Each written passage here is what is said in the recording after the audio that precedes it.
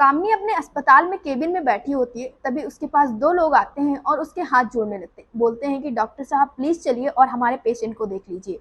कामनी तुरंत उठती है और उस पेशेंट को देखने के लिए जाती है, और जब वो उस पेशेंट को देखती है तो वो हैरान रह जाती, क्योंकि वो जो पेशेंट था उसका ही कोई जानने वाला था। जी हाँ, कामनी जो होती है वो पढ़ने में काफी अच्छी लड़की होती है, और उसका जो भाई होता है वो भी पढ़ने में काफी अच्छा होता है। दोनों का सपना होता है कि दोनों बड़े होकर डॉक्टर बने और अपना खुद का अस्पताल खोले।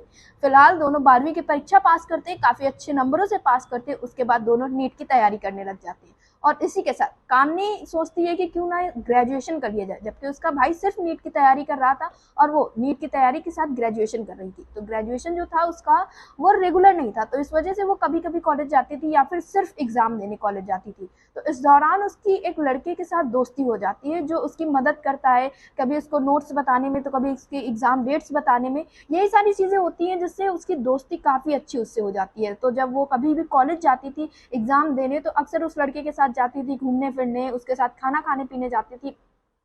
तो एक दिन होता क्या है कि जब वो अपने दोस्त के साथ कैफे में बैठी हुई थी, तभी उसके पड़ोस के एक अंकल देख लेते और वो आके उसके घर पे बता देते हैं। जब वो उसके घर पे बता देते हैं, तो जब कामनी घर लौट के आती है तो उनसे पूछते हैं उसके घर वाले कि तुम किसके साथ थी। वो बताती है मैं कॉलेज में थी और ऐसी ऐसी बात है, वो मेरा दोस्त है।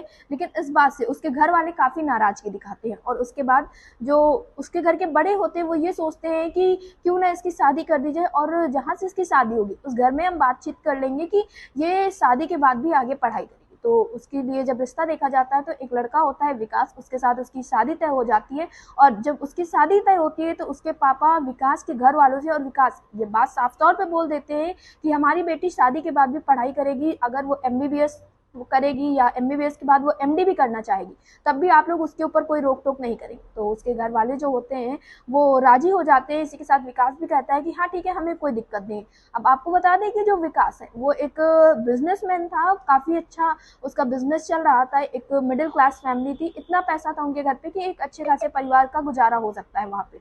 तो उन दोनों की शादी होती है, और शादी के बाद जो कामिनी होती है वो उनके साथ चली जाती है उनके घर। जब वो वहाँ पे घर के काम काज करके पढ़ने बैठती थी और चीज़ों को देखती थी, तब इस समय पे उसके जो सास थी वो उसको पढ़ाई से किसी न किसी तरह से रोकती रहती थी।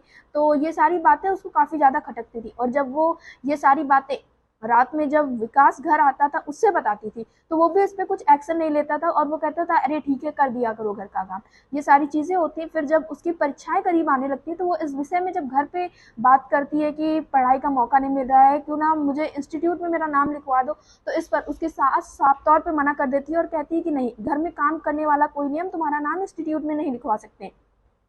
तो इस बारे में जब वो अपने पति से बताती तो उसका पति कहता है ठीक है, हम तुम्हें ऑनलाइन क्लासेस दिला देंगे, ऑनलाइन क्लासेस से तुम घर पे अपना पढ़ लिया करना। वो कहती ठीक है। और जब वो उसकी ऑनलाइन क्लास का समय होता था तो किसी न किसी प्रकार से उसकी सास जो होती है वो उसको घर के कामों में उलझा देती। और एक दिन जब ये सारी चीजें हद पे हद हो जाती है, तो वो अपने पति से शिकायत करती है, और गुस्से में जो उसका पति होता है वो उसका लैपटॉप तोड़ देता है और उसको पढ़ाई के लिए मना कर देता है। वो बोलता है कि ठीक है, 5 मई को होने वाली परीक्षाओं में अब तुम कोई भी परीक्षा नहीं दोगी, क्योंकि अब तुम आगे पढ़ाई नहीं करोगी। इन सारी चीज़ों से वो काफ़ी ज़्यादा परेशान हो जाती है, और वो अपने घर पे फ़ोन कर देती है। जब वो अपने भाई से और अपने पापा से बातें बताती है तो वो लोग आते हैं और उनके घर पे बातचीत करते हैं। शादी के पहले तो आपने कहा था कि हम पढ़ने देंगे, फिर ऐसा क्यों? तो वो बोलते हैं कि अब हमारी मर्जी नहीं है इन सब चीज़ों की, हम नहीं चाहते हैं कि वो आगे पढ़ाई करे। इससे वो लोग काफ़ी नाराज़गी जताते हैं और कामनी को अपने साथ अपने घर ले जाते हैं। उन दोनों का तलाक हो जाता है, दोनों अलग हो जाते हैं।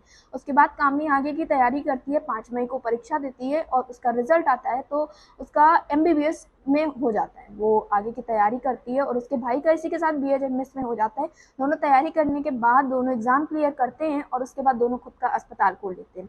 दोनों के अस्पताल में एक स्कीम रखते हैं कि हम महीने में 4 लोगों का इलाज फ्री में करेंगे। उन दोनों का जीवन काफ़ी अच्छा चल रहा था। बहरहाल कामनी ने कोई दूसरी शादी नहीं की थी, और उसके भाई और वो दोनों मिल के काफ़ी अच्छा अपना अस्पताल चला रहे थे।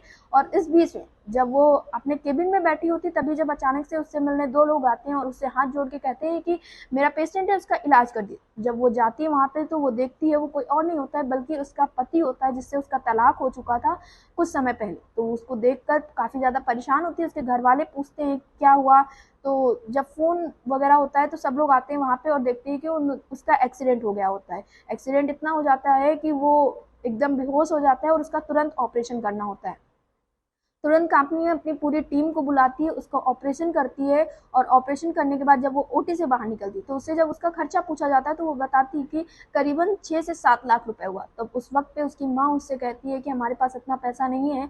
तो वो पूछती है कि ऐसा क्या हुआ था, वो बताती है कि उसकी घर की स्थिति काफ़ी ख़राब है। तो जब कामनी उससे पूछती है तो वो बताती है कि कैसे उसके घर से जाने के बाद में उस दोनों की बीच में काफ़ी ज़्यादा अनबन हो गई थी और उसके बाद से बिजनेस में लॉस हुआ, जिसके बाद काफ़ी सारी परेशानियां झेलनी पड़ी। इस वजह से विकास भी काफ़ी परेशान रहता था और बिजनेस काफ़ी ज़्यादा लॉस में चला गया था। परेशानी के कारण वो रोड पे गया था बाहर और तभी उसका एक्सीडेंट हो गया था। तो ये सारी बातें जब जानती तो कहती ठीक है कि हमारे अस्पताल में ये स्कीम होती है, हम उसमें आप लोगों को शामिल कर लेते हैं। लेकिन वहाँ पे जो उसकी माँ होती है वो काफ़ी ज़्यादा माफ़ी मांगने लगती है उससे और उसे दोबारा से घर लौटने के लिए कहती है। लेकिन कामनी इन सब चीज़ों से मना करती है।